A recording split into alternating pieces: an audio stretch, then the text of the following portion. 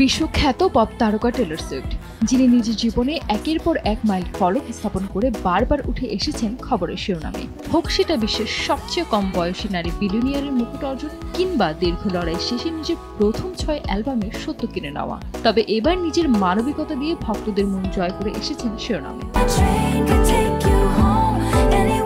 সদ্য Stanley cup 2025 ফাইনালে প্রেমিক ট্রাভিস কেলসের খেলা দেখার পর তিনি ছুটে গেলেন যুক্তরাষ্ট্রে একটি শিশু হাসপাতালে। সেখানকার অসুস্থ বাচ্চাদের মুখে হাসি ফোটাতেই নিজের ব্যস্ত শিডিউল থেকে সময় বের করলেন এই গায়িকা। শুধু তাই নয়, তিনি নিজের পরিচয় যেভাবে দিলেন তা দেখে আবেগ ধরে রাখতে পারছেন না তার ভক্তরা। শুক্রবার 13 জুন হঠাৎ ফ্লোরিডার জো ডিমাজিও চিলড্রেন্স হাসপাতালে হাজির হন টেলর। হাসপাতালটির ইনস্টাগ্রাম পেজে ধন্যবাদ জানিয়ে লেখা হয়, আপনি আমাদের এমন একটি দিন উপহার দিয়েছেন যা আমরা কখনোই ভুলব না।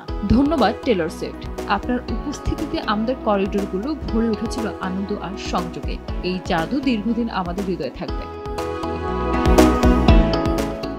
ইনস্টাগ্রামে প্রকাশিত ছবিতে দেখা যায় টেলর ছোট ছোট রোগীদের সঙ্গে সময় কাটাচ্ছেন, সেলফি তুলছেন, কথা বলছেন। একটি ভিডিওতে দেখা যায় এক ছোট মেয়ে অবাক চোখে তাকিয়ে আছে টেলরের দিকে, আর তিনি মৃদু হেসে বলছেন, হাই, আমি টেলর। তার এমন সরলতায় মুগ্ধ সবাই। আরেকটি ভিডিওতে দেখা যায় একটি বাচ্চা ছেলেকে টেলর বলছেন, তোমার রুমটা সবচেয়ে কুল। তিনি প্রতিটি রোগী ও পরিবারের সদস্যদের সঙ্গে হাত মেলাচ্ছেন, কথা বলছেন, তাদের কষ্ট অনুভব করছেন। ভক্তদের অনেকেই জানিয়েছেন টেলরের এই সরলতা ও বিনয় তাদের মুগ্ধ করেছে। একজন লিখেছেন, সে এমনভাবে নিজের নাম বলছে যেন কেউ তাকে চেনে না, এটা এতই সুন্দর। আরেকজন লিখেছেন, আসলে কান্না আসছে, রোগী, পরিবার আর হাসপাতাল কর্মীদের জন্য কত অসাধারণ মুহূর্ত। সানজিদ আক্তার, দেশ টিভি।